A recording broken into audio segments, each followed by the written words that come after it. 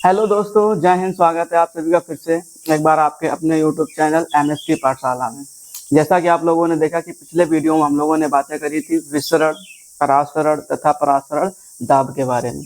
आज हम लोग उसी टॉपिक से रिलेटेड एक टॉपिक और पढ़ने वाले हैं।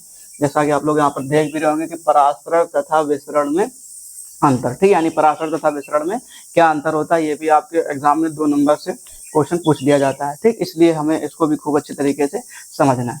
चलो, सबसे पहले हम लोग थोड़ी सी बातें करते हैं विसरण के बारे में कि विसरण किसे कहते हैं और पराशरण किसे कहते हैं। हालांकि हमने इन दोनों टॉपिक को पिछले वीडियो में क्लियर कर रखा है, ठीक, लेकिन फिर भी एक बार हम लोग इसको थोड़ा सा जान लेते हैं, फिर उसके बाद भी हम लोग इनके अंतर के बारे में डिस्कशन कर लेंगे, जो कि मैंने पहले से लिख रखे हैं ताकि लिखने में ज़्यादा टाइम बर्बाद ना हो, ठीक है। चलो देखते हैं। सबसे पहले आप लोगों को समझना है कि विसरण किसे कहते हैं। तो हमने आप लोगों को छोटी सी चीज़ एक बताई थी, जिसने पिछला वीडियो देखा होगा उसको वो सारी चीज़ अच्छी तरीके से याद होंगी, लेकिन एक बार हम लोग फिर से देख लेते हैं।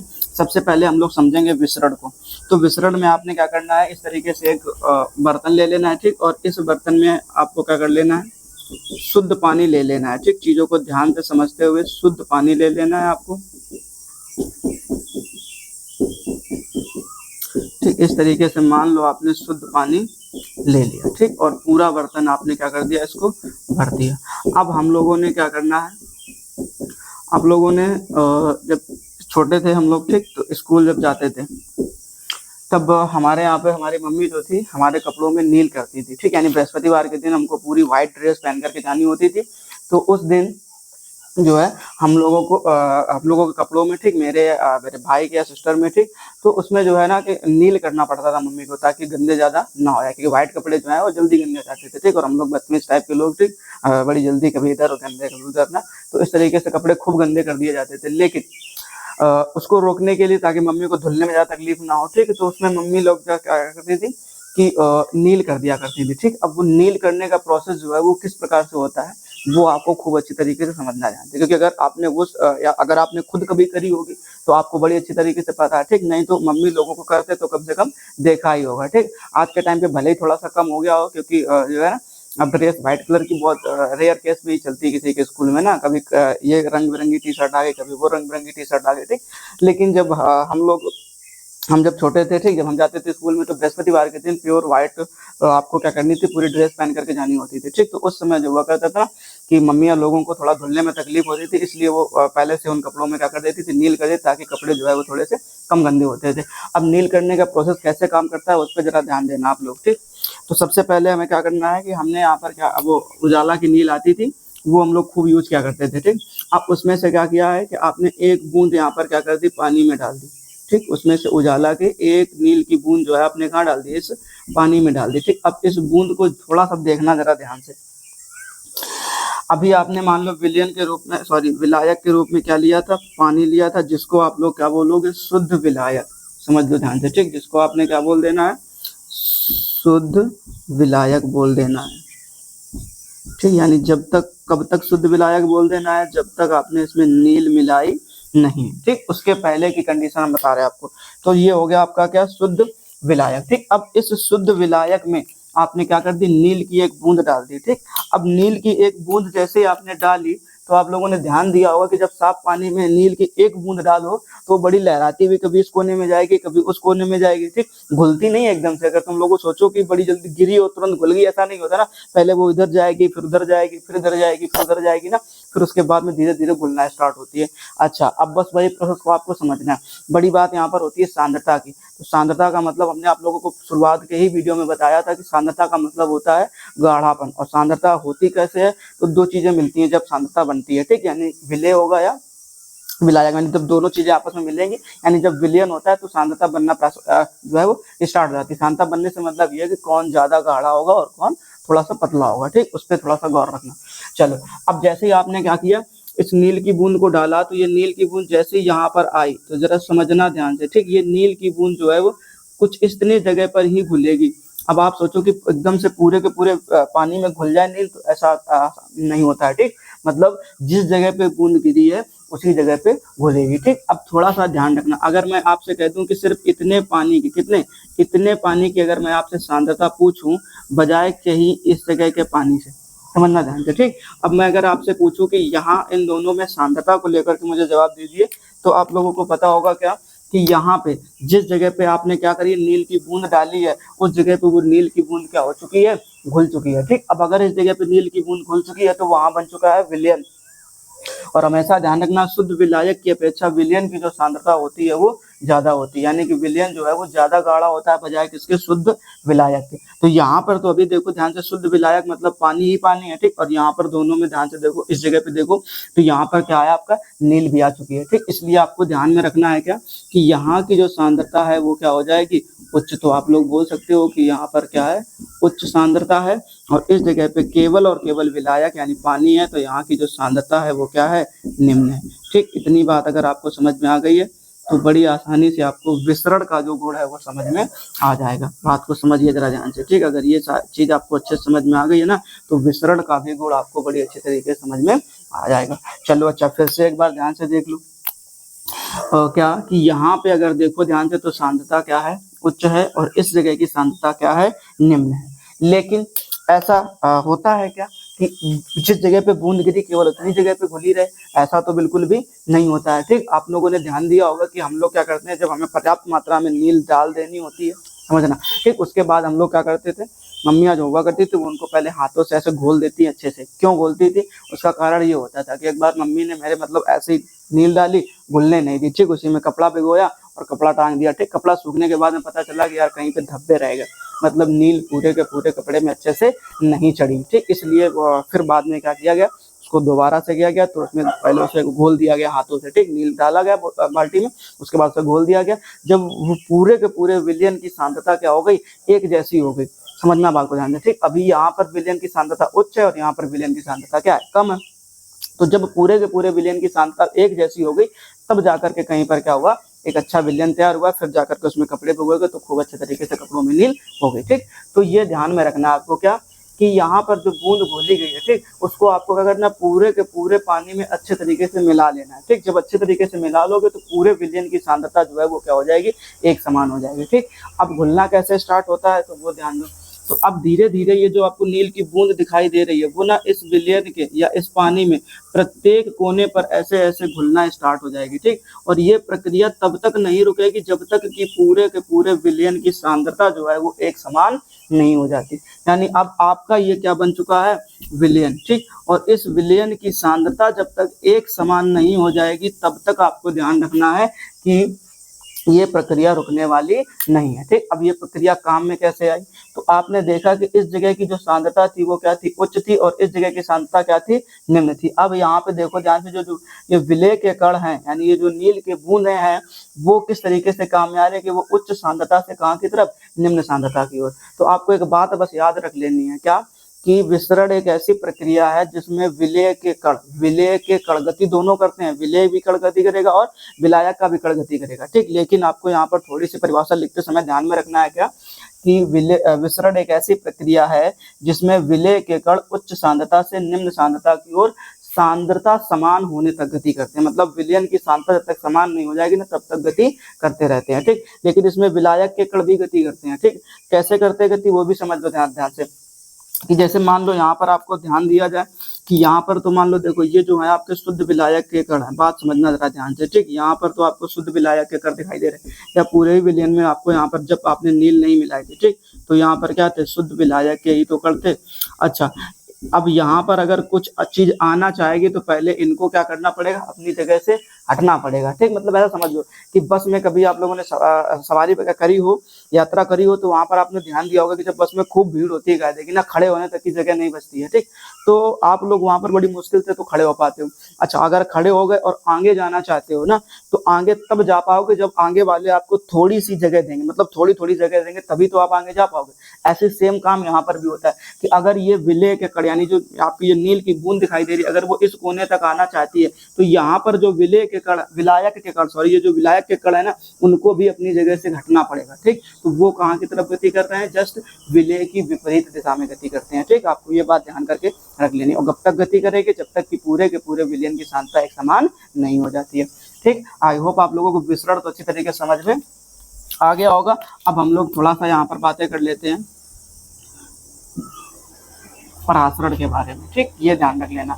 तो परासरण में आपने ध्यान रखना है क्या हमने पिछले वीडियो में भी बताया था कि परासरण के लिए आपको क्या करना पड़ता है, ऐसे एक अर्धपारगम्य झिल्ली लेनी पड़ेगी। ठीक, क्या लेनी पड़ेगी, एक अर्धपारगम्य झिल्ली लेनी पड़ेगी। ठीक, बिना अर्धपारगम्य झिल्ली के जो है हम काम चलने वाला नहीं है। ठीक, ये आपको ध्यान रख लेना है। ये आपकी क्या हो जाएगी, अर्धपारगम्य झिल्ली।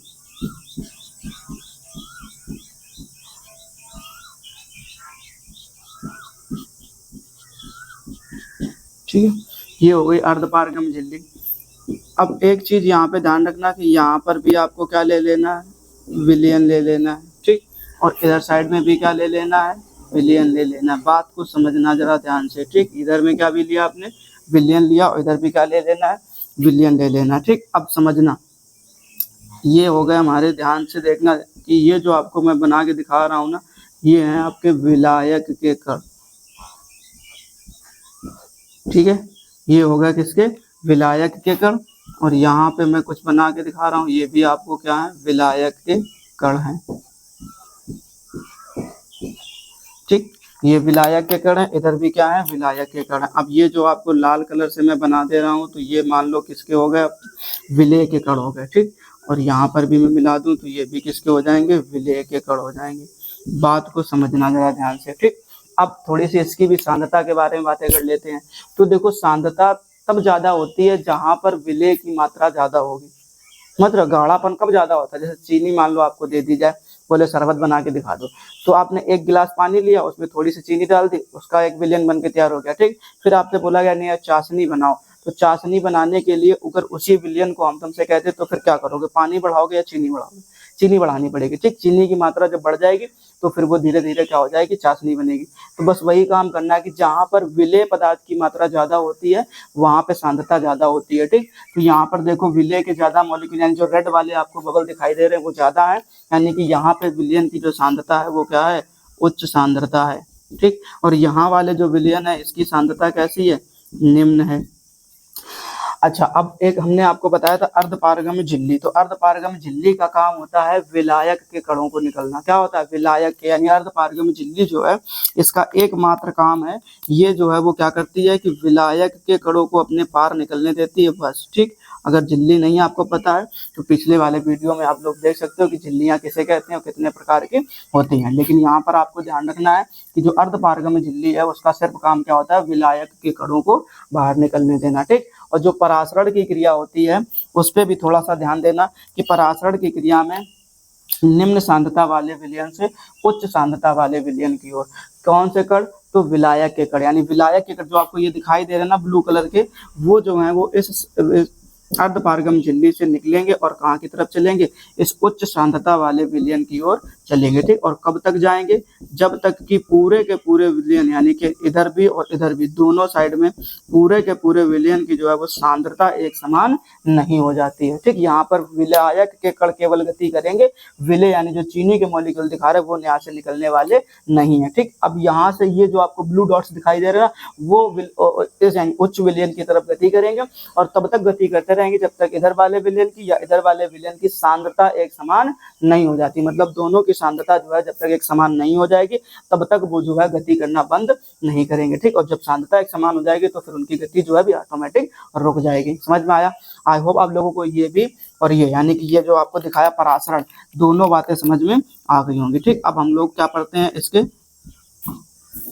अंतर के बारे में सीखेंगे। ठीक, यहाँ पर मैंने 4 अंतर लिख दिए हैं, सब कुछ इसी से रिलेटेड है। अगर आपको ये दोनों बातें समझ में आ गई हैं यहीं पर, तो फिर आपको ऊपर वाली बातों को ज्यादा मेहनत से समझने की जरूरत नहीं पड़ेगी, आसानी से समझ पाओगे और आसानी से लिख पाओगे। देखो, रट्टा नहीं मारते, चीजों को समझ करके ही काम चलाना पड़ेगा। बात समझ लो, क्योंकि रटने के लिए केमिस्ट्री इतनी सी तो है नहीं कि रट लो काम चल जाएगा ना, बहुत पढ़ना पड़ता है, और अगर सब कुछ रटोगे तो फिर चीजें बनने वाली नहीं है। ठीक, तो इसलिए ध्यान रखना है कि आपको रटना नहीं है, चीजों को महसूस करना है, और जैसे जैसे मैंने बताया वैसे वैसे ऊपर पॉइंट लिखते जाने हैं, बस। ठीक, चलो। अच्छा, पहला हम लोग क्या करते हैं, पहला पॉइंट को जरा ध्यान से पढ़िए। कह रहा है कि परासरण में अर्धपारगम्य झिल्ली का होना आवश्यक, यानी आपको ये जो परासरण दिखाई दे रहा है, यानी जो परासरण की क्रिया, देखो यहाँ पर ध्यान से, जो मैंने आपको परासरण की क्रिया बताई है, इस परासरण की क्रिया में आपको क्या करना है अर्धपारगम झिल्ली लेनी पड़ेगी, क्योंकि बिना अर्धपारगम झिल्ली के ये जो है परासरण की क्रिया होती नहीं है। बात समझ लीजिए जरा ध्यान से, क्योंकि परासरण की क्रिया तब होगी जब तुम्हारे विलायक के कण सिर्फ किसके कण, विलायक के कण उधर की तरफ जाए,